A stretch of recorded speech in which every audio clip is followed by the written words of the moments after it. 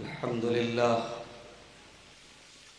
نحمده ونستعينه ونستغفره ونعوذ بالله من شرور أنفسنا ومن سيئات أعمالنا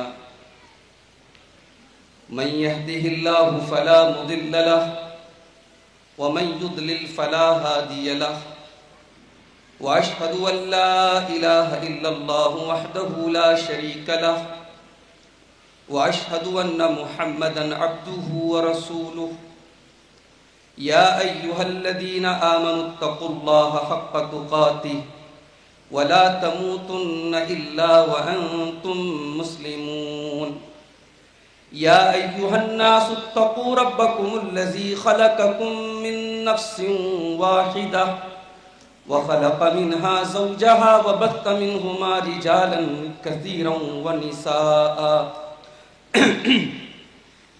واتقوا الله الذي تساءلون به والأرحام إن الله كان عليكم رقيبا يا أيها الذين آمنوا اتقوا الله وقولوا قولا سديدا يصلح لكم أعمالكم ويغفر لكم ذنوبكم ومن يطع الله ورسوله فقد فاز فوزا عظيما أما بعد فإن خير الحديث كتاب الله وخير الهدي هدي محمد صلى الله عليه وسلم وشر الأمور محدثاتها وكل محدثة بدعة وكل بدعة ضلالة وكل ضلالة في النار أعوذ بالله من الشيطان الرجيم بسم الله الرحمن الرحيم هو الذي جعل لكم الأرض ذلولا فامشوا في مناكبها وكلوا من رزقه وإليه النشور. صدر محترم، علماء کرام، محترم بزرگوں، نوجوان ساتھیوں، پردہ نشین ماؤں اور بہنوں، پیارے بچوں، جماعت المسلمین مہسلہ کے زیر اہتمام ہر سال ایک عظیم الشان کانفرنس منعقد ہوتی ہے، اور آج کی یہ کانفرنس جسے ناموس رسالت کانفرنس کا عنوان دیا گیا ہے، اسی سلسلے کی ایک کڑی ہے. اور ابھی ہماری جماعت کے انتہائی موقر عالم دین شیخ عنایت اللہ مدنی حفظہ اللہ نے بڑی سچی بات کہی کہ یہ پروگرام ہماری جماعت کا ایک نمائندہ پروگرام ہے، اور بالخصوص مہاراشٹر اور اس کے اطراف و اکناف کے حلقے اور علاقے میں اس پروگرام کی اپنی ایک اہمیت اور حیثیت ہے. اللہ کے فضل و کرم سے یہ دوسرا موقع ہے جب اس کانفرنس میں آپ کے سامنے حاضر ہوں، اور ذمہ داروں نے ایک بڑے اہم موضوع پر مجھے کچھ گفتگو کرنے کا حکم دیا ہے. موضوع ہے کسب معاش اور شریعت کی ہدایات. کسب معاش کا مطلب روزی روٹی کمانا. ظاہر ہے کہ روزی روٹی کا مسئلہ یہ ہر انسان کے ساتھ جڑا ہوا مسئلہ ہے. بڑے افسوس کی بات یہ ہے کہ ہم میں سے بہت سارے لوگوں نے روزی روٹی کے مسئلے کو دین اور شریعت سے الگ ایک معاملہ بنا دیا ہے. ہم اور چیزوں میں تو اس بات کی فکر کرتے ہیں کہ شریعت کیا کہتی ہے، قرآن کیا کہتا ہے، اللہ کے پیارے رسول کیا کہتے ہیں، مگر جب مسئلہ روزی روٹی کا آتا ہے، جب مسئلہ معاش کا آتا ہے، تو ایسا محسوس ہوتا ہے کہ ہم آزاد ہیں. ہمارے اوپر شریعت نے کوئی بندش نہیں لگائی، کوئی اصول نہیں طے کیا، کوئی قاعدہ اور قانون مقرر نہیں کیا. میرے پیارے ساتھیوں، یہ بہت بڑی غلط فہمی ہے. اسلام نے روزی روٹی کے مسئلے کو نہ صرف یہ کہ اہمیت دی ہے، بلکہ اس کے رولز اینڈ ریگولیشن طے کیے ہیں، اس کے اصول اور قواعد طے کیے ہیں. قرآن کریم کی جو آیت میں نے آپ کے سامنے پڑھی ہے 29ویں پارے کی سورہ ملک کی آیت، اللہ تعالیٰ نے اس آیت میں ایک بہت زمین کی پیدائش کا ایک بہت اہم مقصد بیان کیا. فرمایا هو الذی خلق لکم الارض ذلولا هو الذی جعل لکم الارض ذلولا. اللہ نے زمین کو تمہارے لیے نرم بنایا, زمین کو سفر کے قابل بنایا. کیوں بنایا؟ هو الذی جعل لکم الارض ذلولا فامشوا فی مناکبہا, تاکہ تم زمین کے کناروں میں چلو. وَكُلُوا مِن رِزْقِهِ, اور اللہ کی کہ رزق کو کھاؤ, اللہ کی دی ہوئی روزی کو کھاؤ. گویا اللہ تبارک و تعالیٰ نے زمین کی تخلیق کا ایک مقصد, زمین میں چل پھر کر کے روزی روٹی کمانا, تجارت کرنا, بزنس کرنا اور اپنے گزر بسر کا انتظام کرنا, اللہ تعالیٰ نے یہ ایک مقصد بتایا ہے زمین کی پیدائش کا. میرے بھائیوں, اسلام مال کے تعلق سے یہ کانسیپٹ دیتا ہے کہ مال ہمارا نہیں ہے, مال اللہ کا ہے. ہمیں اور آپ کو استعمال کرنے کی اتھارٹی دی گئی ہے, مال کو ہمیں استعمال کرنے کا حق دیا گیا ہے. مال کا اصل مالک کون ہے؟ اللہ ہے. اللہ نے فرمایا سورہ نور کے اندر وَآتُوهُم مِّن مَّالِ اللَّهِ الَّذِي آتَاكُمْ, کہ اپنے غلاموں کو اس مال میں سے دو جو اللہ کا مال ہے. اس مال کو اپنا مت سمجھو, اس مال کا مالک اللہ ہے. اللہ نے تمہیں استعمال کرنے کی اجازت دی ہے, اس مال کا صحیح استعمال کرو. ایک اور مقام پر اللہ نے فرمایا وَأَنفِقُوا مِمَّا جَعَلَكُمْ مُسْتَخْلَفِينَ, کہ اس مال میں سے خرچ کرو جس مال میں اللہ تعالیٰ نے تم کو دوسروں کا جانشین بنایا ہے. تم کو دوسروں کا جانشین بنایا ہے. یہ مال کسی اور سے تم کو ملا, تمہارے ذریعے کسی اور کو ملے گا, یہ نسل در نسل یہ سلسلہ چلے گا. تو اس مال کو اللہ تعالیٰ نے تمہیں استعمال کرنے کا حق دیا ہے, خود کو اس مال کا مالک مت سمجھو. میرے بھائیوں, مال کے تعلق سے ہماری شریعت یہ کہتی ہے کہ ہم نے مال کہاں سے کمایا اور کہاں خرچ کیا, ان دونوں سوالوں کا جواب ہمیں قیامت کے دن دینا پڑے گا. اللہ کے پیارے نبی صلی اللہ علیہ وسلم فرماتے ہیں قیامت کے دن کوئی انسان اپنی جگہ سے ہل نہ پائے گا جب تک 5 سوالوں کا جواب نہ دے دے. اس میں سے ایک سوال یہ بھی ہوگا وَأَن مَالِهِ مِنْ أَيْنَ اكْتَسَبَهُ وَفِيمَا أَنفَقَهُ, تو نے مال کہاں سے کمایا اور کہاں تو نے مال خرچ کیا. مال اتنی اہم چیز ہے کہ اللہ تبارک و تعالیٰ نے قرآن میں 1 سے زیادہ مقامات پر مال کے لیے خیر کا لفظ استعمال کیا, مال کو خیر کہا. وَإِنَّهُ لِحُبِّ الْخَيْرِ لَشَدِيدٌ, انسان خیر کی محبت میں بہت سخت ہے. یہاں خیر سے مراد مال ہے. اللہ نے مال کو خیر کہا. خیر کا مطلب بھلائی, یعنی مال اتنی اہم چیز ہے کہ اللہ اس کو بھلائی کے نام سے اس کو ذکر کر رہا ہے. اسی طریقے سے اللہ تعالیٰ نے سورہ بقرہ میں فرمایا کتب علیکم اذا حضر احدکم الموت ان ترک خیرا, کہ جب تم میں سے کسی کے انتقال کا ٹائم قریب ہو اور اس نے مال چھوڑا ہو. یہاں بھی اللہ تعالیٰ نے مال کو خیر کے لقب سے یاد کیا ہے اور خیر کا نام اللہ تعالیٰ نے مال کو دیا ہے. میرے بھائیوں, اللہ کے پیارے نبی صلی اللہ علیہ وسلم فرماتے ہیں نعم المال الصالح للمرء الصالح, ایک نیک انسان کے پاس اگر صحیح مال ہے, اچھا مال ہے, تو یہ بہت بڑی نعمت ہے. اور صحابہ کرام اور تابعین اعظام اور اس امت کے محدثین نے مال کمانے کو کبھی عیب نہیں سمجھا, پیسہ کمانے کو کبھی عیب نہیں سمجھا. صحابہ کرام میں اگر غریب صحابہ ہیں, پھٹے پرانے کپڑے پہننے والے صحابہ ہیں, تو کروڑ پتی صحابہ بھی ہیں. ایسے صحابہ بھی ہیں کہ ان کے انتقال کے بعد ان کی جب وراثت بانٹی گئی تو کروڑوں میں ان کی وراثت بانٹی گئی. حضرت عبد الرحمن بن عوف, حضرت عثمان غنی, اللہ کے پیارے رسول صلی اللہ علیہ وسلم کے چچا عباس, یہ وہ صحابہ کرام ہیں جن کو ہم کہہ سکتے ہیں کہ اس دور کے کروڑ پتی صحابہ کرام تھے. علامہ ابن قیم نے اپنی کتاب عدۃ الصابرین کے اندر بڑی نفیس بحث کی ہے.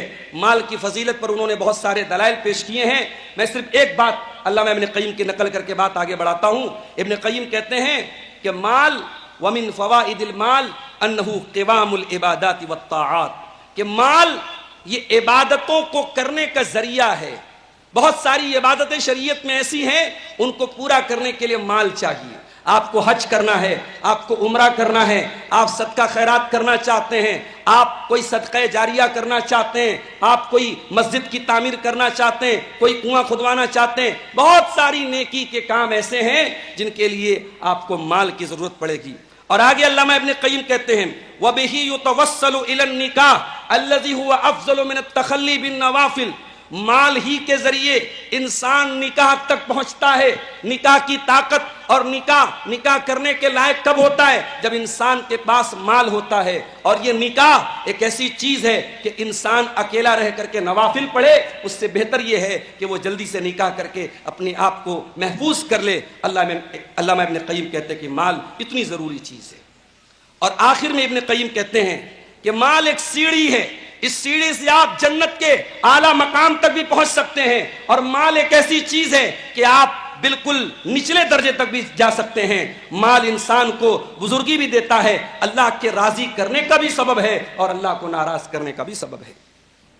میرے عزیزو، اللہ کے پیغمبروں نے بھی اس دنیا میں جو اللہ کے بندوں میں سب سے بہترین بندے ہیں، اللہ کے پیغمبروں نے بھی روزی روٹی کے وسائل کو اپنایا ہے، انہوں نے کام کیا ہے، انہوں نے محنت مزدوری کی ہے، انہوں نے تجارت کی ہے۔ اللہ کے پیارے نبی صلی اللہ علیہ وسلم فرماتے ہیں، بخاری کی روایت ہے، ما اکل احد طعاما قط خیرا من ان یاکل من عمل یدہ، انسان اپنے ہاتھ کی کمائی کھائے اس سے بہتر کوئی چیز نہیں ہے۔ اور اللہ کے نبی داؤد علیہ السلام اپنے ہاتھ سے کام کر کے کھایا کرتے تھے۔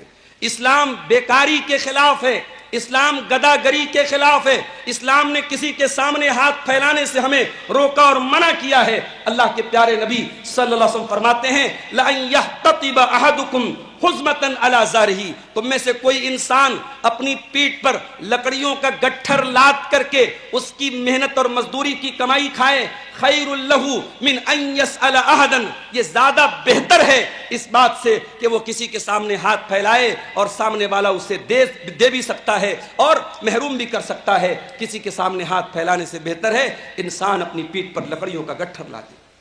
یہاں ایک بات اور یاد رکھیے میرے ساتھیوں، ہمارے مقدر کی روزی کوئی چھین نہیں سکتا ہے۔ اللہ تبارک و تعالیٰ نے ہمارے مقدر میں جو روزی لکھ دی ہے وہ کوئی چھین نہیں سکتا ہے۔ اس لیے اللہ کی روزی کو حاصل کرنے کے لیے کبھی کوئی ایسا کام نہ کریں، کوئی ایسا طریقہ نہ اپنائیں جو اللہ کو ناراض کرنے والا ہو۔ طبرانی کی صحیح روایت ہے، اللہ کے پیارے نبی صلی اللہ علیہ وسلم فرماتے ہیں کہ روح القدس نے، حضرت جبریل نے میرے دل میں یہ بات ڈالی ان نفسا لن تموت حتی تستکمل اجلہا، کہ کوئی انسان مر نہیں سکتا ہے جب تک اپنی عمر کو پورا نہ کر لے، اپنے ٹائم کے پورا ہونے سے پہلے کوئی مر نہیں سکتا ہے۔ وَتَسْتَوْعِبَ رِزْقَهَا، اور اپنی روزی روٹی کو پائے بغیر کوئی مر نہیں سکتا ہے۔ فَاتَّقُوا اللَّهَ، تو اللہ سے ڈرو، وَأَجْمِلُوا فِي الطَّلَبِ، اور اللہ سے جب روزی طلب کرو تو اچھے طریقے سے طلب کرو۔ وَلَا يَحْمِلَنَّ أَحَدُكُمْ اسْتِبْطَاءُ الرِّزْقِ أَن يَطْلُبَهُ بِمَعْصِيَةِ اللَّهِ، اور اگر روزی روٹی میں تاخیر ہو رہی ہے، رزق ملنے میں تاخیر ہو رہی ہے، تو اللہ کی معصیت کے ذریعے، گناہوں کے کام کے ذریعے روزی مت تلاش کرو، اس لیے کہ اللہ کے پاس کی جو نعمتیں ہیں وہ تمہیں تبھی ملے گی جب تم اللہ کی اطاعت کرو گے۔ یہ صحیح حدیث ہمیں بتاتی ہے کہ روزی روٹی کے سلسلے میں ہم کوئی ناجائز اور حرام راستہ نہ اپنائیں۔ میرے بھائیوں، کسب معاش کے بنیادی طور پر تین راستے ہیں۔ یا تو ہم کسی کے یہاں نوکری کرتے ہیں، ملازمت کرتے ہیں، محنت مزدوری کرتے ہیں، دوسرا راستہ ہم بزنس کرتے ہیں، اور تیسرا راستہ یہ کہ ہمارے پاس کوئی ہنر ہے، کوئی صنعت و حرفت ہے، کوئی ہنر ہم جانتے ہیں اور اپنے ہنر کے ذریعے ہم پیسہ کماتے ہیں۔ یہ عام طور سے کمائی کے تین راستے ہیں۔ آئیے ہم ان تینوں راستوں پر ہم شریعت کی روشنی میں روشنی ڈالتے ہیں کہ شریعت ان کے بارے میں کیا کہتی ہے۔ سب سے پہلی چیز ملازمت، نوکری کرنا۔ اگر آپ نوکری کرتے ہیں تو شریعت نے ایک اصول بنایا کہ آپ کسی ایسی چیز کی نوکری نہ کریں جو حرام کام میں جس کے ذریعے سپورٹ ہو رہا ہو۔ کسی حرام کام میں تعاون اور سپورٹ والی نوکری آپ نہ کریں۔ آپ جس کام کے لیے بھی کہیں نوکری کریں وہ کام اصل میں جائز ہونا چاہیے، کسی ناجائز کام کی نوکری آپ نہیں کر سکتے۔ تعاونوا علی البر والتقوی ولا تعاونوا علی الاثم والعدوان، یہ شریعت کا ایک اصول اور قاعدہ ہے، ہمیشہ نیکی اور تقوی کے کاموں میں ایک دوسرے کی مدد کرو اور گناہ کی اور زیادتی کے کاموں میں کسی کی مدد مت کرو۔ تو ہم نوکری کریں گے تو کسی ایسے کام کی نوکری نہیں کر سکتے جو شریعت کے اعتبار سے حرام ہو۔ دوسری بات، اگر آپ نوکری دے رہے ہیں، آپ امپلائی نہیں، آپ امپلائر ہیں، آپ کے یہاں لوگ نوکری کر رہے ہیں، تو جو آپ کے انڈر میں کام کر رہے ہیں، جن کے آپ امپلائر ہیں، آپ کا رویہ اپنے امپلائیز کے ساتھ کیا ہونا چاہیے؟ اپنے ملازموں کے ساتھ آپ کا سلوک کیا ہونا چاہیے؟ کہیں آپ اپنے آپ کو ان کا رب نہ سمجھ لیں، آپ کو کہیں یہ نہ لگنے لگے کہ ہم اس کو سیلری دے رہے ہیں، اس کو روزی ہم دے رہے ہیں۔ خبردار، اپنے امپلائیز کے ساتھ آپ کا سلوک بہترین ہونا چاہیے۔ اللہ کے پیارے نبی صلی اللہ علیہ وسلم فرماتے ہیں، اخوانکم خولکم، جو تمہارے خادم ہیں، جو تمہارے نوکر ہیں، جو تمہارے انڈر میں کام کرنے والے لوگ ہیں، وہ تمہارے اپنے بھائی لوگ ہیں۔ جعلہم اللہ تحت ایدیکم، بس فرق اتنا ہے، اللہ نے تمہیں ان کا باس بنایا ہے، تمہیں ان کا مالک بنایا ہے، وہ تمہارے انڈر میں کام کرتے ہیں۔ فمن کان اخوہ تحت یدہ، تو اگر کوئی تمہارے انڈر میں کام کر رہا ہے، فَلْيُطْعِمْهُ مِمَّا يَأْكُلُ، اسے جو کھاتے ہو وہ کھلاؤ، وَلْيُلْبِسْهُ مِمَّا يَلْبَسْ، جو پہنتے ہو وہ پہناؤ، وَلَا تُكَلِّفُوهُمْ مَا يَغْلِبُهُمْ، اور کوئی ایسا کام ان کے اوپر، ایسے کام کا لوڈ مت ڈالو جو ان کی طاقت سے باہر ہے۔ آج کی دنیا کی پرابلم یہ بھی ہے، لوگ اپنے امپلائیز کے ساتھ ظلم کرتے ہیں۔ دنیا کے تقریباً ہر ملازم کو یہ شکوہ ہے، اس کا مالک اس کے ساتھ ظلم کرتا ہے۔ یاد رکھو میرے ساتھیو، اسلام اس ظلم کے خلاف ہے۔ آپ اپنے ملازمین کے ساتھ کوئی ایسا سلوک نہ کریں جو انصاف کے اور انسانیت کے خلاف۔ اور دوسری طرف جو ملازم ہے، جو امپلائی ہے، شریعت اس سے کیا کہتی ہے کہ تیرے اندر دو کوالٹی ہونی چاہیے۔ اللہ تعالیٰ نے قرآن میں فرمایا کہ ان خیر من استاجرت القوی الامین، کہ کسی کو جب اجرت پہ رکھا جائے، کسی کو جب ملازمت پہ رکھا جائے تو اس کے اندر دو کوالٹی ہونی چاہیے۔ ایک یہ کہ وہ قوی ہو، اس کو ہم جو کام دے رہے ہیں اس کام کے کرنے کی طاقت ہو، اور دوسرے یہ کہ وہ امانت دار ہو۔ یہ دو چیزیں ایک ملازم کے اندر ہونا ضروری ہے۔ آپ اپنے کام میں ماہر ہو، اپنے کام میں ایکسپرٹ ہو، جو کام آپ کو دیا گیا ہے وہ کام کرنے کے لائق ہو، اور دوسری چیز یہ ہے کہ آپ اپنے کام کے متعلق ایماندار ہو۔ آپ کو یہ احساس ہو کہ یہ کام میری ڈیوٹی ہے اور آپ اپنی ڈیوٹی کا حق ادا کریں۔ یہ اللہ کا یہ فرمان دنیا کے ہر کرپشن کی جڑ توڑ دیتا ہے۔ یہ بڑے بڑے گورنمنٹ آفیسز میں، یہ بڑے بڑے جہاں پہ ملازمت اور نوکری کا کام ہو رہا ہے، جہاں پہ لوگ اپنے کاموں کے متعلق خیانت کر رہے ہیں، قرآن کریم کی یہ آیت ان سب کا رد کر رہی ہے کہ اے نوکری کرنے والے، اے ملازمت کرنے والے، اے ڈیوٹی کرنے والے، تو اپنے کام میں ایماندار بن۔ یہی وجہ ہے کہ جب حضرت یوسف علیہ السلام سے بادشاہ مصر کی بات چیت ہوئی اور بادشاہ مصر بہت متاثر ہوا، تو حضرت یوسف نے کیا کہا؟ اجعلنی علی خزائن الارض انی حفیظ علیم، کہ اے بادشاہ مصر، مجھے آپ فوڈ منسٹر بنا دیجئے، مجھے وزیر خزانہ، وزیر خوراک بنا دیجئے۔ میں دو چیزیں میرے اندر موجود ہیں، انی حفیظ علیم، میں حفاظت کرنے والا ہوں، میرے حساب کتاب میں کوئی فرق آپ کو نہیں ملے گا، اور میں جانکاری رکھنے والا ہوں۔ مجھے آپ جو ڈپارٹمنٹ دیں گے، جو کام دیں گے، اس کام کی پوری نالج ہے میرے پاس۔ اس میں ریکروٹمنٹ کرنے والوں کو ایک نصیحت ہے کہ آپ جب ریکروٹمنٹ کریں، جب آپ کسی کو اپنے نوکری پر رکھیں، تو آپ یہ دیکھیں کہ جس کام کے لیے ہم رکھ رہے ہیں اس کام کی سامنے والے کے اندر صلاحیت ہے یا نہیں ہے۔ شریعت نے اس کا بھی حکم دیا ہے۔ حضرت عمر فاروق رضی اللہ تعالیٰ عنہ امیر المومنین بنتے ہیں، 52 لاکھ اسکوائر میل کے دائرے پر حکومت کرتے ہیں عمر بن خطاب۔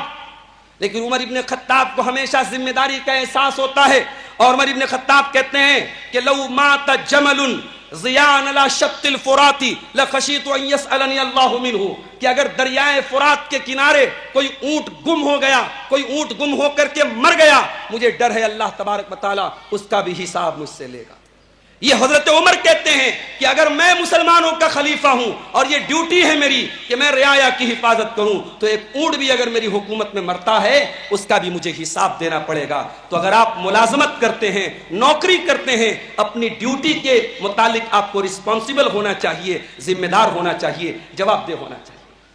پیسہ کمانے کا، روزی روٹی کمانے کا دوسرا راستہ تجارت ہے، اور تجارت یہ اتنا بہترین عمل ہے کہ اللہ کے پیارے نبی سے پوچھا گیا ای الکسب اطیب، اے اللہ کے نبی کون سی کمائی سب سے اچھی کمائی ہے؟ آپ نے فرمایا عمل الرجل بیدہ، آدمی اپنے ہاتھ سے کام کرے یہ سب سے اچھی کمائی ہے، وکل بیع مبرور، اور ہر وہ تجارت جو مبرور ہو، ہر وہ تجارت جو شریعت کی روشنی میں ہو، ہر وہ تجارت جو ایمانداری اور سچائی کی بنیاد پر ہو، اللہ کے پیارے نبی نے اس کو بہترین کمائی کا ذریعہ قرار دیا ہے۔ میرے بھائیوں، اللہ نے قرآن کے 29ویں پارے میں تجارت کرنے والوں کا ذکر اپنی راہ میں جہاد کرنے والوں کے ساتھ کیا ہے۔ اللہ نے جب مجاہدین کا ذکر کیا وہیں پر اللہ نے فرمایا وَآخَرُونَ يَضْرِبُونَ فِي الْأَرْضِ يَبْتَغُونَ مِن فَضْلِ اللَّهِ وَآخَرُونَ يُقَاتِلُونَ فِي سَبِيلِ اللَّهِ، کہ اے میرے نبی آپ تہجد کی نماز پڑھیں، لیکن ضروری نہیں ہے کہ روزانہ پڑھیں۔ آپ کے درمیان ایسے بھی لوگ ہیں جو اللہ کی راہ میں جہاد کرتے ہیں، اور ایسے بھی لوگ ہیں جو تجارت کے لیے سفر کرتے ہیں۔ اللہ تعالیٰ نے مجاہدین کے ساتھ تاجروں کا ذکر کیا ہے۔ علماء لکھتے ہیں کہ اس آیت سے تجارت کی اہمیت اور فضیلت معلوم ہوتی ہے۔ میرے بھائیوں، شریعت تجارت کے متعلق کیا کہتی ہے؟ کیا شریعت میں تجارت کے متعلق کچھ اصول ہیں، کچھ قاعدے ہیں؟ شریعت کہتی ہے کہ ایک تاجر، ایک بزنس مین، ایک دھندا کرنے والا، ویاپار کرنے والا کسی بھی چیز کا کاروبار کرے، پروفٹ کمائے، پروفٹ کمانے کی کوئی لمٹ نہیں ہے، مگر ہاں ایک تاجر کو حقیقت میں بھروسہ اللہ کی ذات پر ہونا چاہیے۔ ایک تاجر کو اپنے ہنر، اپنے فن اور اپنی طاقت پہ ناز نہ ہو۔ تاجر تجارت کرے اللہ کا نام لے کر کے کرے اور اللہ کی ذات پر توکل کر کے کرے۔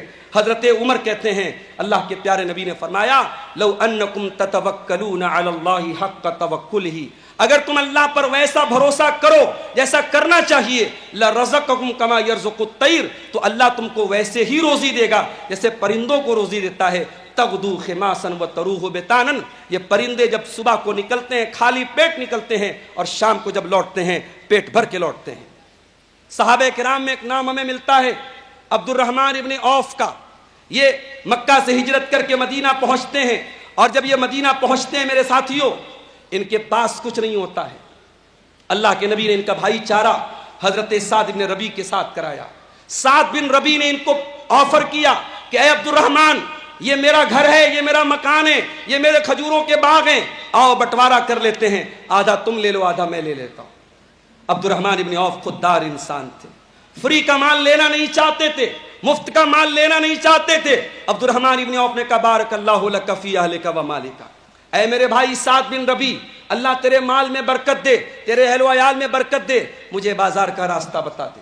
بازار جاتے ہیں اور عبد الرحمن ابن عوف یہ گھی کا اور پنیر کا بزنس شروع کرتے ہیں، گھی اور پنیر کا بزنس شروع کرتے ہیں۔ اور میں یہاں یہ بھی بتا دوں کہ مدینہ کا مارکیٹ اس وقت یہودیوں کے قبضے میں تھا، پورے مارکیٹ پر یہودیوں کا ہولڈ تھا، مگر عبد الرحمن ابن عوف نے اسی مارکیٹ میں اپنا بزنس اسٹارٹ کیا، اور کچھ ہی دنوں میں اتنی انہوں نے ترقی کی کہ انہوں نے شادی کر لی، اور جب شادی کر لی اور ان کے کپڑوں پر زردی کا نشان دیکھ کر کے اللہ کے پیارے نبی کو اندازہ لگا کہ انہوں نے شادی کی ہے، تو اللہ کے نبی نے پوچھا کہ کیا آپ نے شادی کی ہے؟ انہوں نے کہا کہ ہاں میں نے شادی کی ہے، ایک انصار کی لڑکی سے میں نے شادی کی ہے۔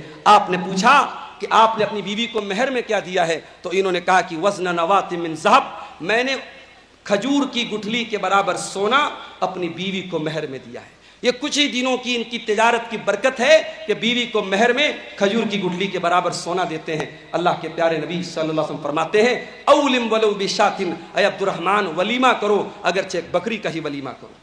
تو میرے بھائیوں، تجارت میں اگر انسان اللہ کی ذات پر توکل کرے، اللہ ایسے راستوں سے برکت دے گا انسان تصور نہیں کر سکتا ہے۔ عبد الرحمن بن عوف اتنے بڑے تاجر بن جاتے ہیں، کہتے ہیں مجھے اللہ نے اتنی برکت دی کہ میں پتھر بھی اٹھاتا ہوں تو مجھے امید ہوتی ہے کہ پتھر کے نیچے مجھے سونا ملے گا۔ ان کی تجارت ایمانداری کی بنیاد پر چلتی تھی، یہ پروفٹ کم کماتے تھے مگر کوانٹٹی میں کام کرتے تھے۔ اللہ تعالیٰ نے ان کی تجارت میں بہت برکت دی۔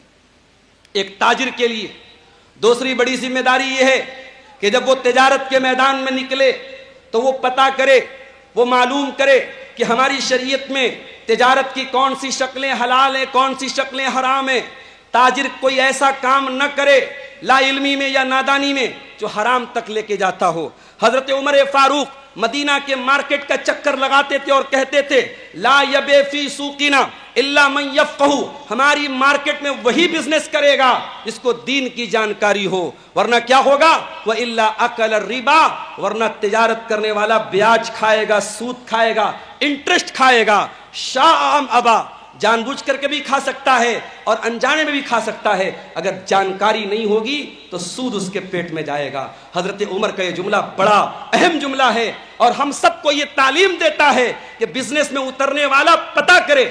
آپ کبھی حدیث کی کتابوں کو پڑھ کے دیکھیے، حدیث کی کتابوں میں جہاں کتاب الصلاۃ کا چیپٹر ہے، کتاب الزکوٰۃ کا چیپٹر ہے، کتاب الصوم کا چیپٹر ہے، کتاب الحج کا چیپٹر ہے، وہیں حدیث کی کتابوں میں کتاب البیوع کا بھی ایک چیپٹر ہے. کون سی تجارت جائز ہے، کون سی تجارت ناجائز ہے، کون سا کاروبار حلال ہے، کاروبار کی کون سی شکل حرام ہے، یہ بھی میرے پیارے ساتھیوں اللہ کے پیارے نبی کی تعلیمات کا ایک حصہ ہیں. ایک تاجر کو اس کی جانکاری حاصل کرنا چاہیے. تیسری چیز، تجارت اور بزنس میں اتنے مصروف نہ ہو جاؤ کہ نماز سے غافل ہو جاؤ، اللہ کے ذکر سے غافل ہو جاؤ. کسٹمر آ گیا دکان پر تو کسٹمر ہمیں اتنا محبوب ہو گیا کہ ہم نماز چھوڑ کر کے کسٹمر کے پیچھے لگ جائیں.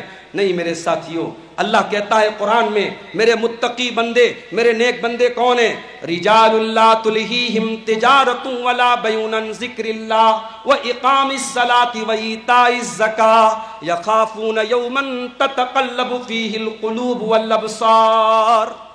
میرے نیک بندے وہ ہوتے ہیں اذان کی آواز آ جائے وہ اپنا کاروبار چھوڑ دیتے ہیں، اپنا لین دین چھوڑ دیتے ہیں. ان کا بزنس، ان کا کاروبار ان کو نماز سے غافل نہیں کرتا ہے، ان کو اللہ کے ذکر سے غافل نہیں کرتا ہے. کیوں؟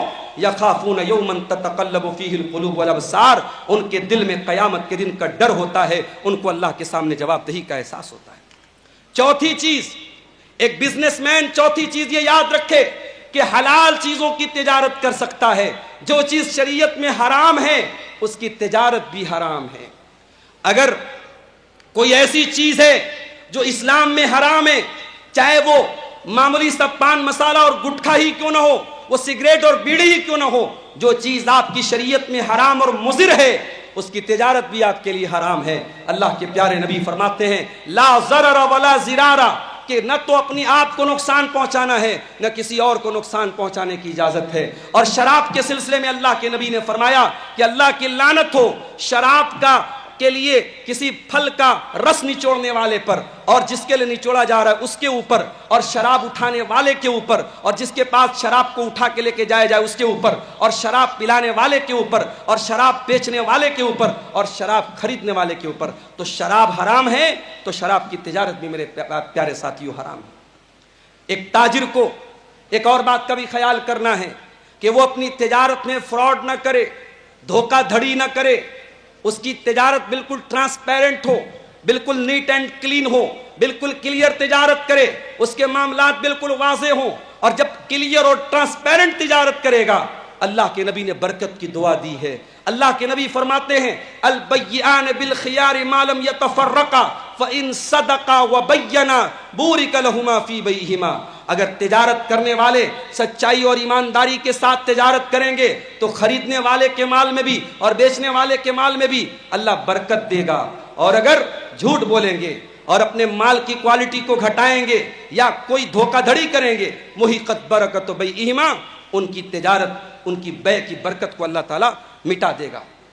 ایک مرتبہ اللہ کے پیارے نبی صلی اللہ علیہ وسلم مدینہ کے مارکیٹ میں گئے اور ایک صحابی غلہ بیچ رہے تھے، اناج بیچ رہے تھے.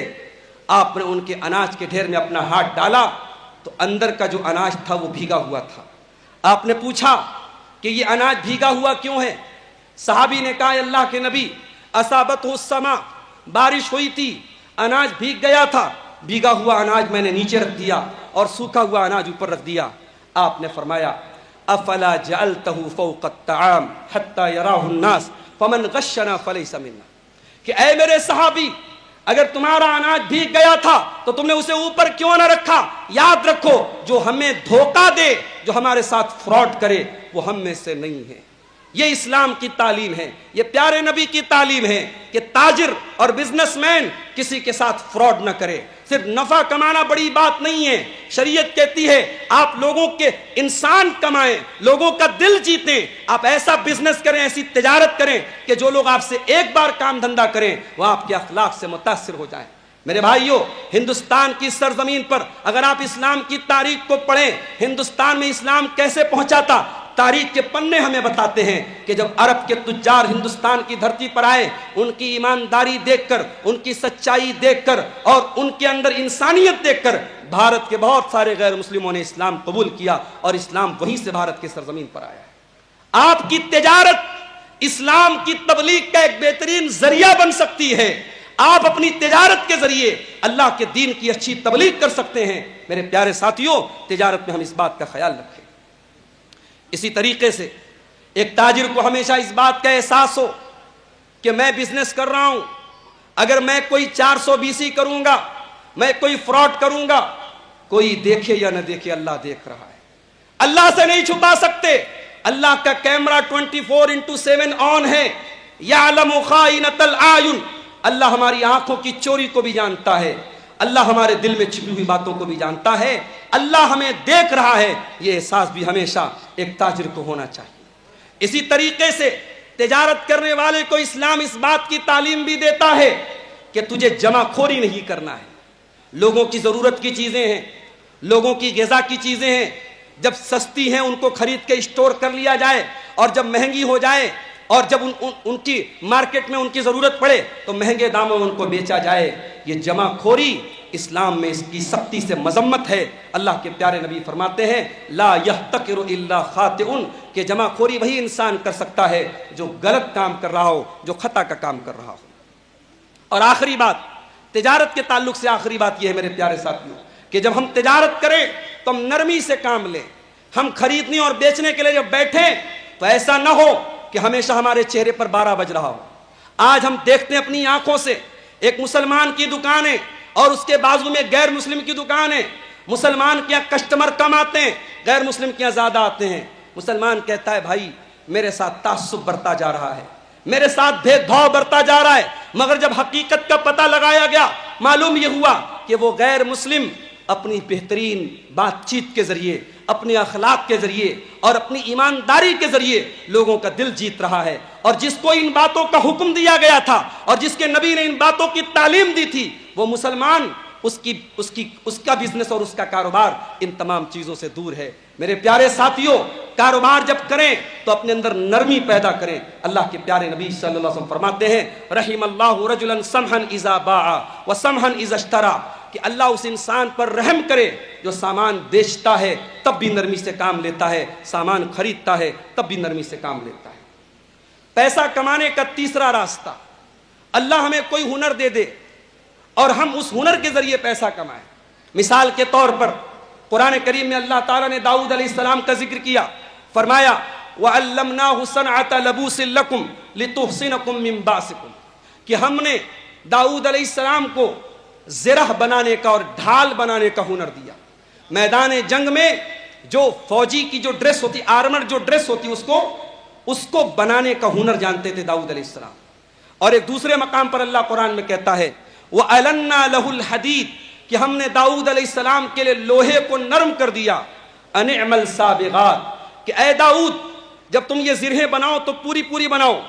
وَقَدِّرْ فِي السَّرْدِ، اور جب ان کی کڑیوں کو جوڑو تو صحیح طریقے سے ملان کر کے جوڑو۔ اللہ اکبر، یعنی اللہ اپنے پیغمبر کو حکم دے رہا ہے کہ اے میرے پیغمبر داؤد، تم یہ پیشہ اور یہ کام کرو اور پوری بہترین طریقے سے کرو، کہیں ایسا نہ ہو کہ تمہارے کام میں کوئی عیب ہو۔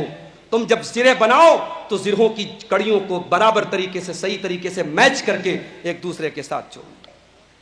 سلیمان علیہ السلام کا ذکر کیا اللہ نے قرآن میں، فرمایا یعلمون لہ ما یشاء من محاریب وتماثیل وجفان کالجواب وقدور الراسیات، کہ سلیمان علیہ السلام کے حکم سے جنات بڑے بڑے محل بناتے تھے اور ان محلوں کا ماڈل بناتے تھے اور بڑی بڑی لگن بناتے تھے اور اتنے بڑے بڑے چولہے بناتے تھے اتنے بڑی بڑی دیگیں بناتے تھے جو مضبوطی کے ساتھ چولہوں پر رکھی جاتی تھی، پورا گاؤں اس چولہے میں کھانا کھا سکتا تھا۔ جنات حضرت سلیمان کے حکم سے یہ تمام چیزیں بناتے تھے۔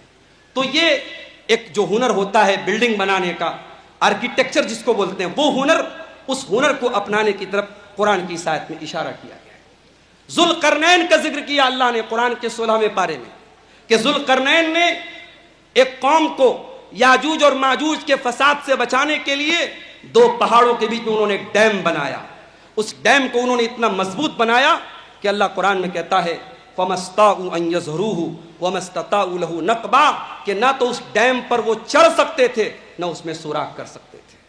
تو ڈیم بنانے کا جو ہنر ہے اس کا ذکر یہاں پہ اللہ تعالیٰ نے قرآن میں کیا۔ اسی طریقے سے اللہ تعالیٰ نے حضرت نوح علیہ السلام کو حکم دیا وَاصْنَعِ الْفُلْكَ بِأَعْيُنِنَا، کہ اے نوح علیہ السلام آپ ہماری آنکھوں کے سامنے کشتی بنائیے۔ چنانچہ نوح علیہ السلام نے کشتی بنائی۔ تو یہ تمام ہنر ہیں، اور آپ دیکھیں صحابہ کرام میں بھی ایک سے ایک ہنر والے اور پیشے والے صحابہ تھے۔ حضرت زبیر رضی اللہ تعالیٰ عنہ درزی کا کام کرتے تھے۔ حضرت سعد بن ابی وقاص یہ تیر بنانے کا کام کرتے تھے۔ حضرت عمرو بن عاص یہ کسائی کا کام کرتے تھے۔ حضرت خباب بن ارت یہ لوہار کا کام کرتے تھے۔ عبداللہ بن مسعود بکریوں کو چرایا کرتے تھے، اور سلمان فارسی رضی اللہ تعالیٰ عنہ بال کو موڑا کرتے تھے، اور اسی طریقے سے حضرت علی بن ابی طالب مزدوری کا کام کرتے تھے۔ تو کوئی بھی جائز کام، کوئی بھی جائز ہنر اور پیشہ اپنانا میرے پیارے ساتھی، اس میں کوئی حرج کی بات نہیں ہے۔ اگر کوئی یہ سمجھتا ہے کہ فلاں پیشہ حقیر ہے، اسلام میں اس کی کوئی دلیل نہیں ہے۔